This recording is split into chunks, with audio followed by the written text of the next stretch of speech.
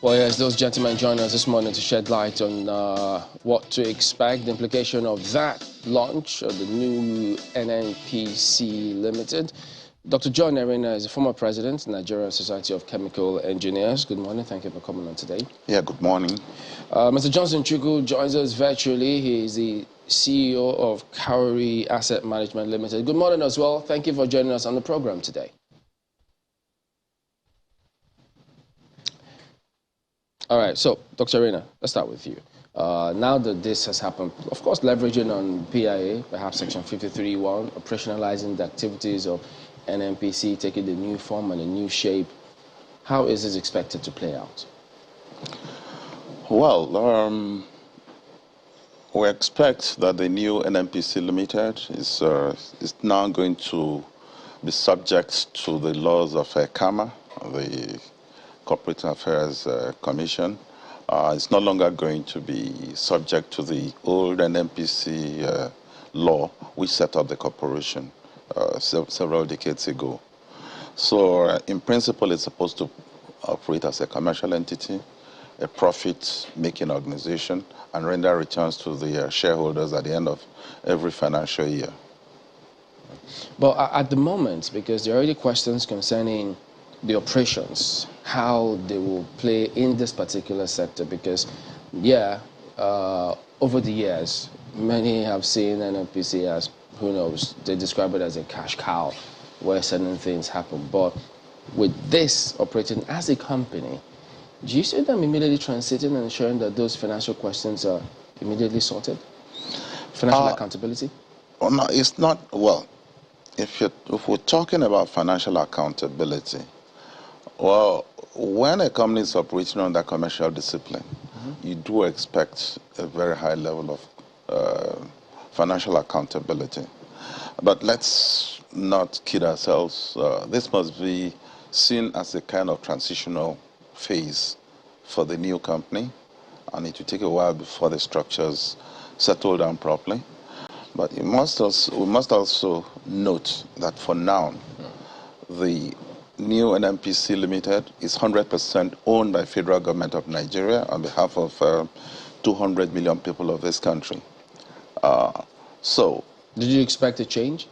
So to that extent, in practice, I may not expect a lot of changes, because it's going to be very difficult to discipline government officials and politicians from meddling in the affairs of the What about with the ownership? Would you expect not 100% ownership by the government? Well, at this stage, in fairness, given what we've set ourselves to do, this is the logical direction to go. And then the statement we've heard from the key people concerned is that in another 1 year or thereabout, they expect to be able to float the stocks of the new company in the stock exchange and avail the investing population of Nigeria the opportunity of acquiring shares and interests in the new company. So essentially, this is not really the destination. This is maybe the bus stop. Eventually, it can be sold. That is the destination. Whether we'll get there or not is a different question. It's another thing entirely. Yeah. Just to be clear, break it down for people. What could the Nigerian National Petroleum Corporation not do that the Nigerian National Petroleum Company Limited can now do?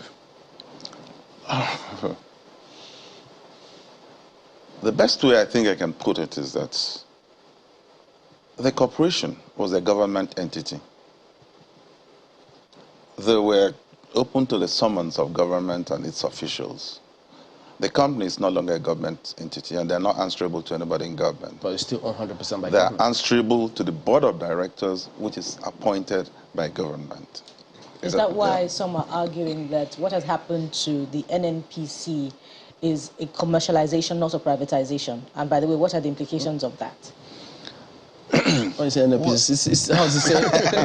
Company or corporation? In saying Nnpc, I understand the limit to mean the corporation. Yeah. Well, you see, these are intricate issues. Maybe we'll go back to history.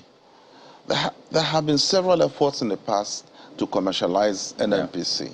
Yeah. I remember vividly in the late 1980s, the subsidiary companies of Nnpc were actually incorporated as limited liability companies under CAMA, even though the group itself, the corporation itself, remained a government entity. So it was kind of a hybrid, but it never really worked. Those are limited liability companies on paper, but in practice, they were. So what about now? Because Nnpc is still the holding company for those subsidiaries now. Now, what has happened is that the entire Nnpc, the entire corporation, has transited to a limited liability company. So, and that is in principle. But for as long as it's still 100% owned by government, it is doubtful whether much is going to change in reality. Okay. Yeah. Mr. Chukwu, so for you, what changes having seen that transition from Nnpc to Nnpc Limited? Thank you once again, Chamberlain. What has changed principally is that the Nnpc, Nigerian National Petroleum Corporation, is no longer a company incorporated as a publicly owned entity, but is now incorporated as a private company. What that means is that previously the incentive system under the public sector is such that you don't get rewarded because of your performance. You get rewarded because you are occupying a position. As it stands today, Nnpc Limited will no longer expect any disbursement from FAC accounts or any disbursement from government. They will not expect any funding from government other than the capitalization that came from government, so the Ministry of Finance Incorporated. So it has to fend for itself. It has to be profitable. If it's not profitable, it will not be able to pay salaries. And if it doesn't pay salaries, then the ownership as stands today, the federal government of Nigeria or you and I could ask that the management should be exited because they cannot run the company effectively, efficiently. So what other things that has happened is that today Nnpc Limited can go to the capital market and raise funding without a federal government guarantee. Previously, the corporation could not have gone to the capital market to raise funding. So it then means that Nnpc Limited can compete with any private sector-driven entity globally. It can go to London Stock Exchange. It can get listed on the New York Stock Exchange. It can raise money from any funding source globally, and it has to be accountable for any funding raised. Unlike previously, where it raises money and the federal government of Nigeria become liable or the primary obligor for any fund that Nnpc, Nigerian National Corporation, raised. So you are going to have an entity that we now be required to in place a higher level of corporate governance standard, higher level of transparency, higher level of accountability, and higher level of reporting, such that for every kobo it spends, it must ensure that it gets value for money, unlike what obtains when an institution is owned by the government. And subsequently, promotions and appointments into its board and management will now be based on merit and not based on the whims and caprices of those in public service, because it will not be driven by profitability, by efficiency, and ensure that there is sufficient return to all stakeholders. When I talk of stakeholders, you're talking of government, then the public, the society, the employees, and every other stakeholder in that value chain, including the communities where they are operating.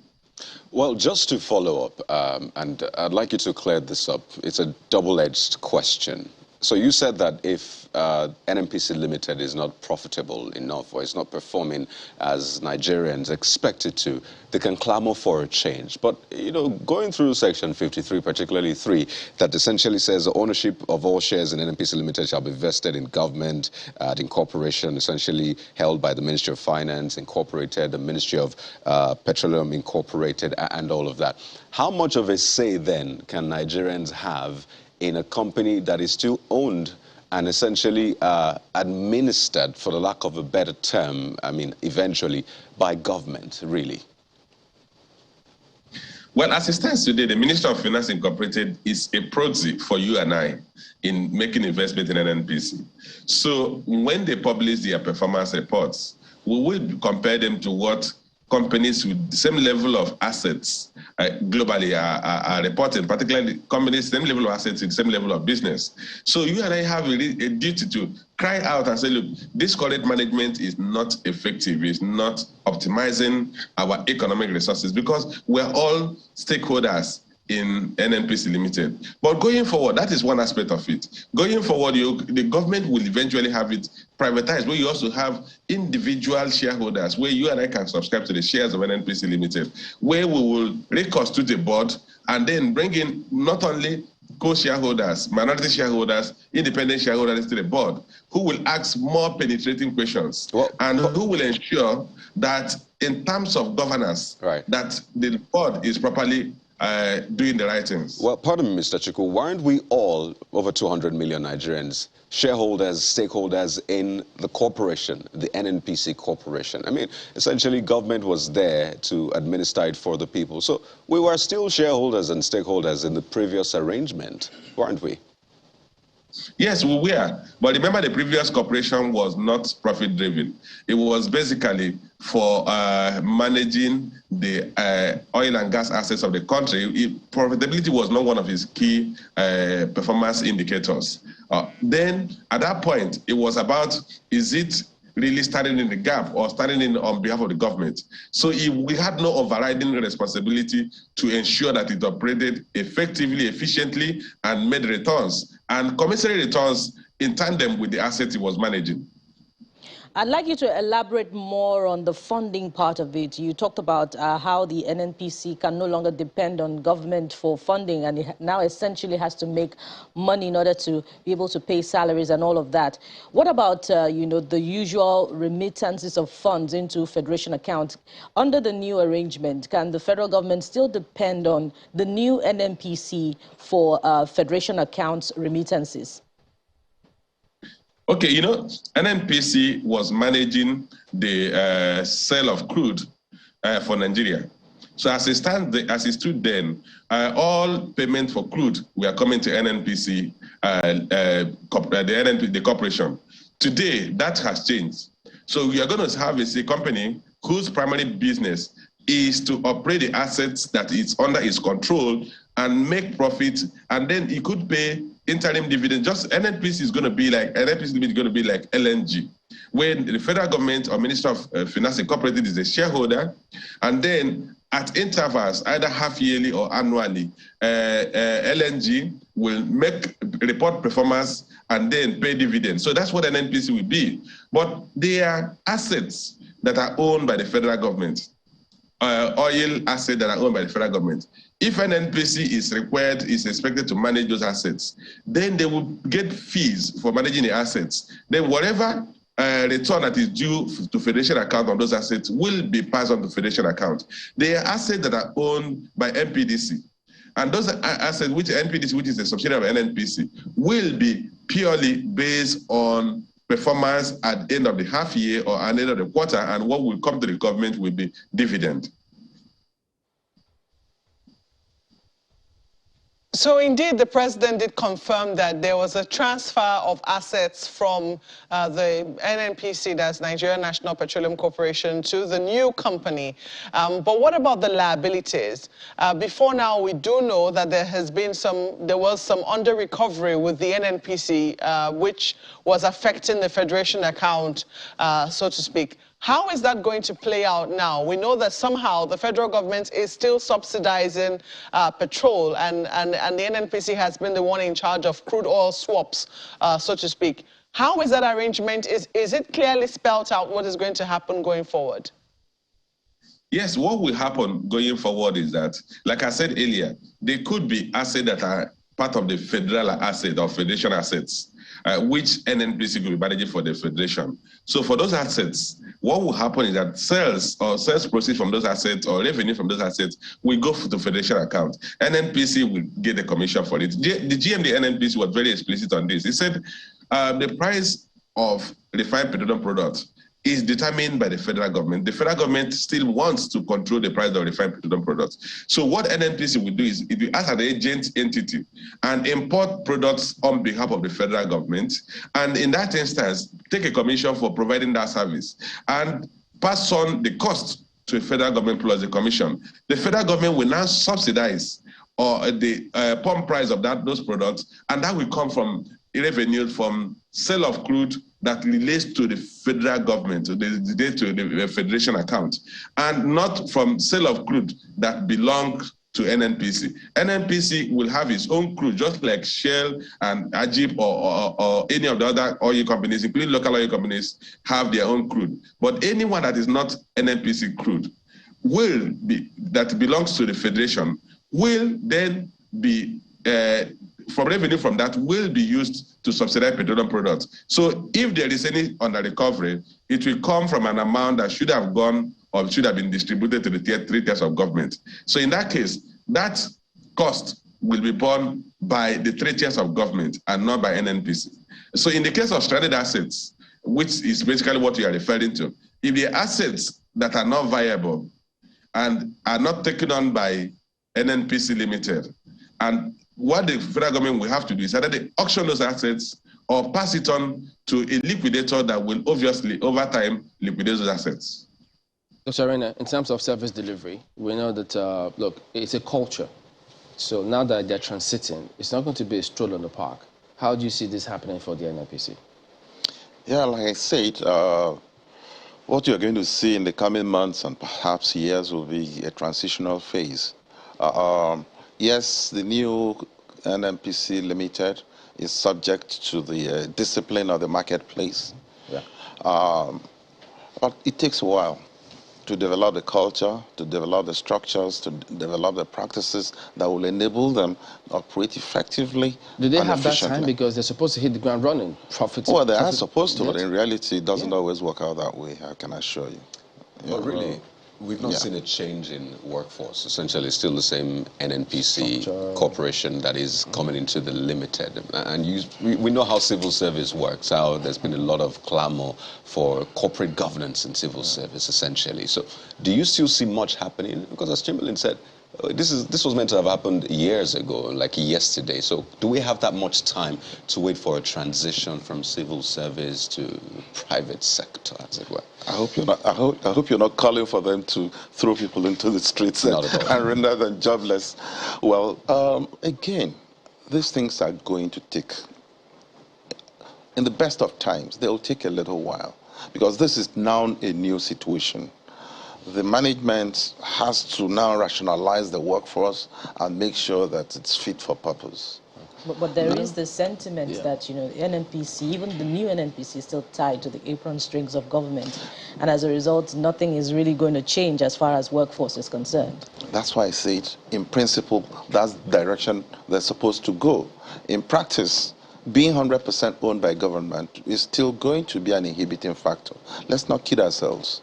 You know, it's going to be difficult to wean government officials off the old habits of meddlesomeness in their affairs of while they're still expected to make profit. Well, they're still expected to make profit. After all, the people who are running the new company are still the old officials who are appointed by government. Wow. The board of directors is appointed by government. Yeah. So we need to be a little careful. But so it's a case of cautious optimism. The other part of this, if I let me ask both of you, Mr. Chukwu, now, speaking about operationalizing the Nnpc Limited, Nnpc, the corporation, usually relied on their IOC partners in delivering the joint venture. But now that they're in direct competition with them, how is that going to happen? Because now, will the IOC still support them, saying, no, you are competition, so you have to go the whole hog yourself? Well, what currently obtains is that they are assets that are being operated by MPDC. It is not in all joint venture, most joint venture operations where the IOCs are critical, major stakeholders, they are operated by those IOCs. But they are also assets being operated exclusively by MPDC. What will happen going forward is that in the event that Nnpc holds majority stake like it does in many of the JV operations, Nnpc could request that it operates, because it's no longer that government corporation that is supposed to be inefficient, that shouldn't have, that may not necessarily have the technical competence to operate those assets. So you're going to have an upscaling of competence even in Nnpc Limited, which is good for the country, because you are going to see a lot more Nigerian developed skills to even operate at standards even better than what the IOCs are operating. And the JV arrangement, as we stand today, the way the IOCs are operating, has a lot of drawback for the country as a nation, because sometimes the costing that come from the IOCs as per the cost of operating those assets or cost of drilling may not be so transparent. So now that we could have situations where Nnpc Limited, which is a Nigerian entity, corporate entity, will be the ones operating some of those JV assets, it will be better for us. Again, some of the challenges that led to the situation where IOCs were operating assets, because in some instances, the Nnpc was unable to pay its cash costs and therefore had no moral claim to operate those assets if you were unable to pay your cash costs. And costs we are constrained because they were coming from federation accounts. So this will be the case. If, for instance, a shell is going to go to international financial market to borrow funds, Nnpc Limited will also go to the international financial market to borrow funds. So their cost structure will be at parity, and there is no compelling reason why Nnpc should not operate those assets. Like I said, that will create a lot more jobs for local engineers, local competencies, and at the end of the day, we are going to have a situation where we have a broadening and deepening of the knowledge of Nigerians in the operation and in the management of our critical resource. I mean, competition is good for the sector in any case. After that event, put a question through to Mr. Aliko Dangote about how he sees this new Nnpc Limited, coming off the fact that he's also building a refinery. And he essentially said, well, the Nnpc Limited is way bigger. It's said to be the biggest African oil company. And it has been said that government has no business doing business. I don't know if you've heard that time and again, saying, leave the business to private owners. But this is government essentially entering business, appointing the board, literally administering it. So I wonder, do you also see that, do you see the competition as good? Because Nnpc is turned betwixt now making profit and serving the Nigerian people. We know how subsidy has been, what they said, like at least some palliative for the poor. So do you see them torn betwixt trying to operate in a very competitive market and at the same time trying to, be good for Nigerians? No, in principle, I don't see that conflict. Well, first of all, Nnpc in the past tended to be seen as a sort of regulator. And it did actually act as a regulator of some sort. But all that should be in the past now, especially with the strengthened regulatory agencies, and there are two of them in the oil and gas industry. It puts Nnpc squarely in the arena of operations, operating assets. And like I said, we must look at what has happened as a first step in a transition. We are transiting from a publicly owned corporation to a private entity operating under commercial discipline. For as long as government has 100% shares in the company, it's going to be an inhibiting factor. Let's not, that's a fact. But we expect that, well, we're told that in a year, we hope it happens, that in a year the stakeholding is going to be opened up to the investing public, so that you're going to have infusion of capital from private investors.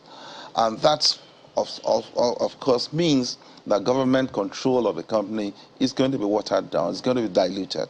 So if that happens, and it happens smoothly, then we're going to transit to a situation where the company begins to operate truly as a commercial entity. I don't think it's eureka yet. It will take a little while for us to get there, even with the best of intentions. Speaking of the competition, let's look at that which is now obtainable in the international market. The Nnpc has its work cut out for it, and it's up against the likes of Saudi Arabia's Aramco, and there's opportunity because of the relaxing of restrictions off of COVID. There's demand for crude oil. Is the Nnpc coming in too late in the day to join in this competition? And what are the challenges before it? No, I don't think it's too late in the day. As a matter of fact, there are opportunities that have opened up especially most recently with the war in Eastern Europe between Ukraine and Russia. Europe has woken up to the reality that it's been a little too dependent on Russian oil and gas, and Europe is now shopping around for alternative sources as supplies, and that creates opportunity for us in Nigeria.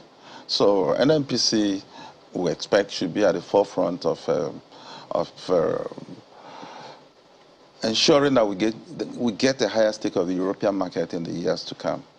At least for gas. Especially for gas. Most especially for gas, yeah. Okay. I think we're due for a break now. Still a couple of areas to touch on, but we'll be back in a moment. Stay with us.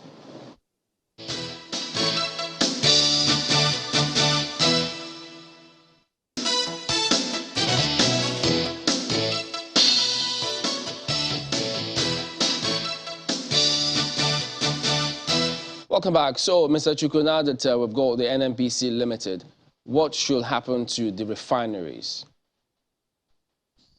I think the refineries may be some of those stranded assets. You know, when I spoke earlier, I said we may have some stranded assets that are not economically viable and therefore are not passed on to Nnpc Limited. The refineries, I want to assume, I don't have the figures, I don't have the fact, but I should believe that they are among the stranded assets. They should be among the stranded assets. So in that instance, what the federal government should do is sell those assets to other private sector investors if they are still valued to be extracted from those assets. As it stands today, I doubt if Nnpc Limited will ever go and borrow money in the international market and then put in those assets at their current state. So if it does want to set up refineries, it will set up greenfield refineries, it will set up new refineries. I doubt if they want to go back and invest on those assets, because if you look at the underlying weaknesses or shortcomings of those refineries, we put so much money in them and we've not been able to turn them around. So no business operator will want to throw good money after bad money. That's one aspect.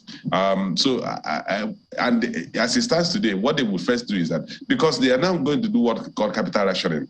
When they raise money, unlike when the money was coming from a public purse, when they raise money, they are going to rank the investment opportunity they have in order of returns. So the first thing they will look at, which one will give them the highest return, which will give them the lowest return. They will start allocating the financial resources they raised or the capital they raised first to those that will give them the highest return on investment. So, and I don't think the refineries, as it stands today, reactivated old refinery will give them the highest return on investment.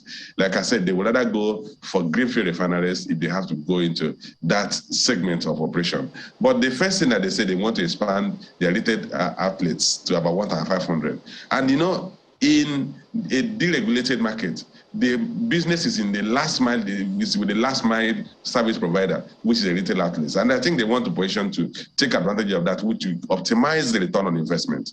So, but refineries, investing in existing refineries, what they would do is allow federal government to sell the refinery to whoever is interested in buying them, and the person has the capacity to put money there and turn them around, all well and good. But if they have to go into refineries, they should focus on setting up greenfield refineries that will be more efficient in terms of creating value.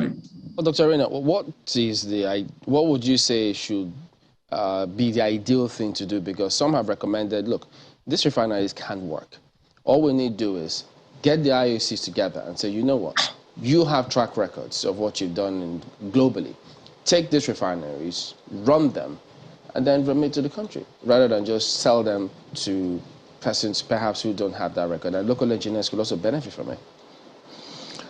Well, again, when you say take them, it's a little complicated. What, are you taking them for nothing, or are you taking them for a cost? These are issues that need to be sorted out. The IOCs, for instance, are no longer particularly interested in investing into refineries.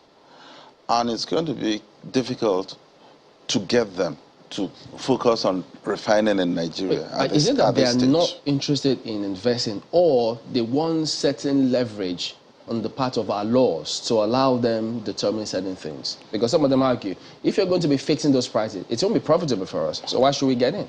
Yeah, absolutely. I mean, the price regime is one of the disincentives for IOCs and other international investors to get into the Nigerian market.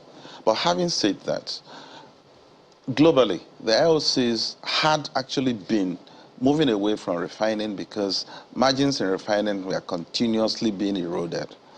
and they were giving up their refining assets in Europe and the United States and different parts of the world and investing very little in new refining capacity. And this has been accentuated by the energy transition which the world has now walked into. It's no longer fashionable to talk about investing in oil and gas assets, as a matter of fact. So most of them are now focused on investing in alternative and clean energies. But those countries too, is it that some of them, if you look at some of them, they don't really have fuel, the resources, oil resources like we do. Are we supposed to look away from our own mainstay of economy? Yeah, we see, we're talking about the IOCs. So it's not, the IOCs are not enthusiastic about investing into refining. That's just all I'm trying to explain. But there will still be other investors somewhere, not necessarily the known IOCs, who have the know-how, have the financial capability to invest into refining. I believe that the best way forward for us would have been to find a way of privatizing those refineries, reducing the equity stake of Nnpc, now Nnpc Limited, to a minority shareholding, and to allow people who know how to operate refineries, people who have the wherewithal to come in and assist to get those refineries back to speed. But yeah. Mr. Chukwu earlier on said that even the Nnpc Limited might not want to touch those refineries because according to him, he believes that this will not give high return on investment. So if the Nnpc that is looking to make profit now might not want to touch it, I wonder who might want to touch it. And I don't know if you can give us closure concerning refineries, because it's been something that has been promised for as long as I can remember. Is it still economically viable to invest in our refineries, either the way the government is going about it or perhaps another option? Should we be putting a lot of energy into the refineries we have in Nigeria? Yes, because there's still a future for refining in the Nigerian economy. We're not walking away from fossil fuels immediately. We require the petroleum products to sustain the economy. And it's anathema that we produce so much crude oil, export, and then turn around to import the refined products. It's just not, it doesn't sit right. So I believe that, in principle, the new Nnpc ought to be interested in operating the refineries. So you think they should take the challenge? Oh, yes. The challenge is, what is the best configuration? What is the best model for them to adopt in getting the refineries to work and to work profitably this time, not just to work as bureaucracy.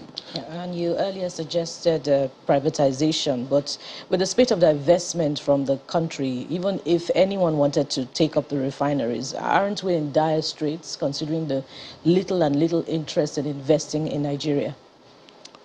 Yes. Yeah, that's a challenge, but it's not an insurmountable challenge.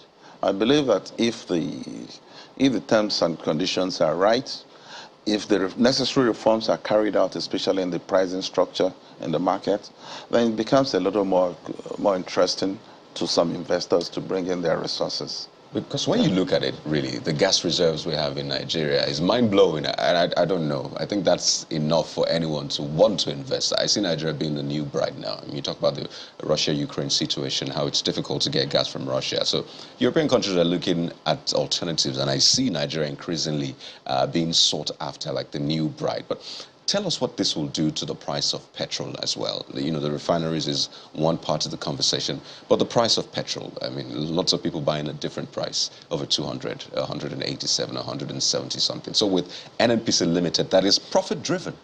What would happen to the price of petrol? Would it be left to the market forces? I mean, set the price as you ought or as you feel since you want to make profit, or what? Well, I wish I can say I'm not in government. Government determines the pricing structure in the marketplace today. Nnpc is not going to determine the price. Nnpc is acting on behalf of government. The government says, oh, this is the price, it's well and good. We'll give you the product and it's sold at that price. But if it's less than our cost, then we'll have to recover that cost from other sources. So it means that you're owing us money. We spent money on your behalf. So that is strictly speaking not Nnpc's Call. Yeah, problem. It's a problem for government. It's an issue for government to determine. All right, as we wind down, Dr. Mr. Chukwu, now that this has happened, should we expect Nnpc to still be the sole importer of fuel? Because, I mean, you've seen several people clamoring for different things. So they will also have a lot more retail outlets. So what should happen moving forward? But in the meantime, I think Nnpc may retain the sole importer of fuel. And the simple reason is that of FX, foreign exchange scarcity.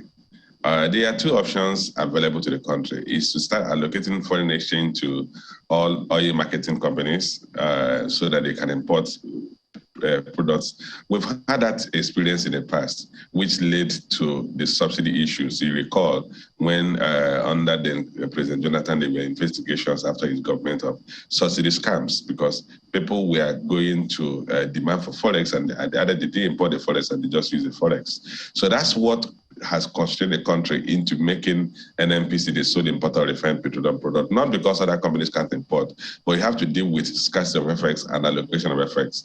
And the government, in its wisdom, felt that it is better to centralize that allocation to an institution that is owned by the government, that the government has direct charge over that institution. And that's why Nnpc is the sole importer of petroleum products. So probably when we fully deregulate, the president has put the deregulation, we deferred it by 18 months. When we fully deregulate, and then each party, all the parties, including Nnpc, will source for forex in the open market, then other operators can be in a position to compete in the importation of petroleum products. But ultimately, our focus should be how do we get to a point where we refine enough petroleum products for our consumption and possibly for export, which is where countries that are major producers of crude, and that's what we should be striving to achieve. Quickly, as we wind down now, if this will work as we all desire, we have so much resources, so much capacity, so much potential. What one advice, I know it's maybe hard, would you give government in going down this lane? I think the major thing that is left now is to diversify the ownership of Nnpc Limited, to bring in private sector investors, to bring in you and I as co-investors, and then that will introduce high level of corporate governance, and that will ensure that the long-term objective of changing the nomenclature ownership of Nnpc from Nnpc Corporation to Nnpc Limited will be achieved. Once you have diverse shareholding, diverse board members, independent directors, as a result of sale of the shares of the company to private sector investors, to institutional investors, to individual Nigerian stakeholders, we're going to have an enduring entity that will achieve its ultimate objective. Very quickly, Mr. Chukwu, I wonder if you covered it earlier on. Under the new regime, what form should subsidy now take? Subsidy will still remain, as it stands today, a direct deduction from monies accruing to the federation account. Because that's the only way it can be expensed. That's the only way it can be deducted. Because Nnpc Limited will not go and borrow money from the capital market or the financial system and then begin to subsidize and hope the federal government will pay them. So it's going to be what will now be distributed is the net after the deduction of subsidy. As it stands today, the subsidy is now warehoused at the federation account allocation level, where revenues accruing to the 3 tiers of government will be subject to deduction for subsidies. All right, Mr. Johnson Chukwu, CEO, Cowrie Asset Management Limited, as well as Dr. John Erina, who is the former president, Nigerian Association of Chemical Engineers. Thank you, gentlemen, for joining us today. Thank you. All right, we'll be back in a moment. Don't go away.